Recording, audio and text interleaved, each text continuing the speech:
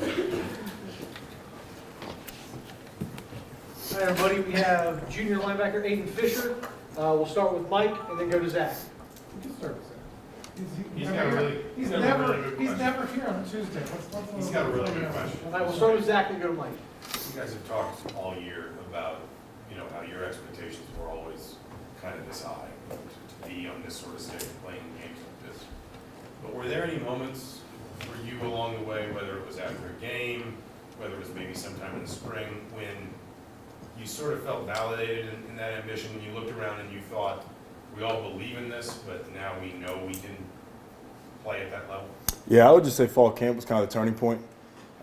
Everybody had that belief no matter what. It was just a matter of fact of, putting the pieces together, building the camaraderie that we needed. So, spring ball, a lot of faces weren't here. We went to the spring portal, and some guys getting back from injury. So once we got in the fall camp and everybody just kind of got rolling together, I think we all kind of had that sense that this could be a special team. Yeah, you've used the 4-3 look a little bit more the last 4 weeks with Elijah Hardy. What have you seen from him kind of as the season's gone on, and what do you guys think that 4-3 look gives you, as opposed to just you and Jalen on the field? It definitely gives a lot of versatility to the defense. Some teams like to use different personnel groupings, and I think it just helps us being able to have, different schematic things that put forth as we go on at each game. But I think the thing with Elijah is he's just been a sponge. He's gotten in that room and he's wanted to learn every single thing. Everything that me and Jay Walk say, he's always listening. And he's really impressive. He's a really good player, a really smart player, and he's impressed a lot of people. I know that, and he's just a great player and one that we're very fortunate to have in our room. We'll go to Seth next, and then Todd. Yeah, Aiden, as this week has gone along and this game is getting closer, how are you kind of going about balancing, it's just another game versus, wanting to actually take in some of these moments and appreciate the spot? The thing for me is, I'll look back on this game and this season once it's all done. Right now I'm just trying to keep my focus on, getting to the game first, and then just make sure that we come out on top. So I'll look back once the season in total is over, and then I'll reflect on it. But right now I'm just kind of focused on Notre Dame. So Todd on your left, and then Will. Aiden, Mikhail Kamara with us has projected confidence from the beginning. I mean, he's kind of embodied, a lot of what this team has been all about, and he's, conveyed that very confidently from the start. What is he like as a teammate? What is he like in terms of how he talks with you guys, and how does he kind of embody what this team has accomplished this year? First off with him, the numbers speak for themselves. He's a phenomenal player once he's on the field, but what he brings off the field is really special. He's a really good leader. He's a great teammate, and one that just brings energy every day. He's always checking in on people, making sure everybody's good. He's a great player, but I think he's an even better person. He's just such a great teammate to have around. Will on your right, and then Zach B. Yesterday, Coach Aiden was talking about how much he trusts you over the last 2 years, and how helpful you are in practice to coach these guys almost as much as he does. Mm-hmm. What gives you the confidence to do that each and every single day? I'd say it starts at the top. Coach Silly believes in me a lot. That kind of funnels down to Coach Haynes and the guys in my room. So as long as they believe in me, I'm gonna have that confidence to kind of help them out. And I would just say the prep that I put in myself, how hard I work, and making sure that I have things cleaned up and sorted up for myself. That way I'm good to project on other people and kind of lead by example and show them the way and how I got to where I'm at now. Stay on your right with Zach B, and then go to Jim.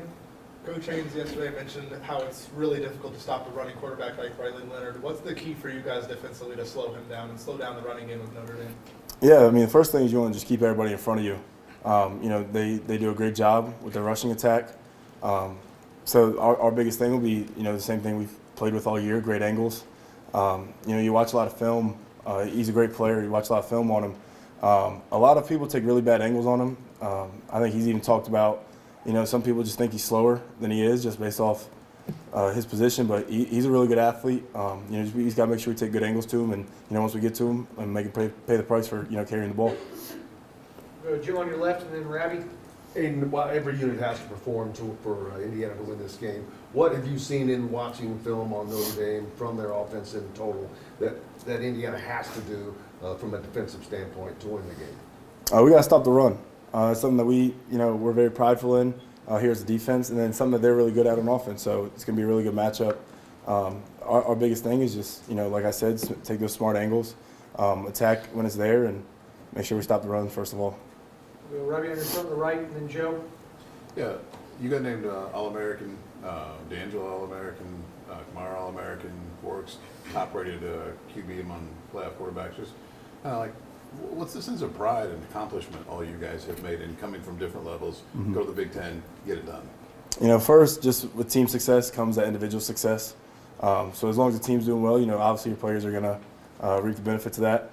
But definitely a sense of pride, you know, especially where we came from and how hard I know everybody here has worked to get to this point. So it's a blessing, and, you know, all glory to God for putting me in this position. And it's just something that I think I've worked really hard at, and I'm really prideful about. We'll go Joe, third on your right, and then Pete. And when we talk to the coaches, whether it's Sig or Haynes, they've mentioned how the Ohio State game is a big learning point, a lot of lessons from that. What would you say is the most important lesson you learned from that Ohio State game in preparation for this Notre Dame game? Yeah, there's a lot of distractions going into that game. A big game with a hostile crowd. And it's just something that we got to learn how to manage and handle.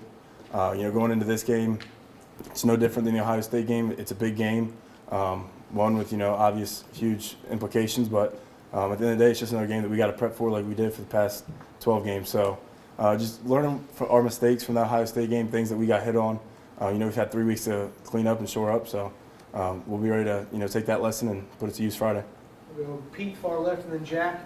Another here. I'm just curious, how much fun is it to play in this defense? What do you like about it?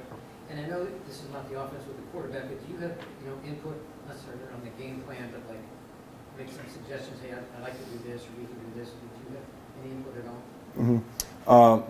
So first question, playing this defense. I don't know if you can find a player in that locker room that doesn't have fun playing this defense. First, you're on a top-rated defense. You're making plays every Friday, Saturday. And, you know, you're having fun just playing with the guys that you care a lot about. And just seeing the emotion that, you know, playing this defense brings. You're flying around, you're hitting people, you're making big plays, interceptions, you know, sacks.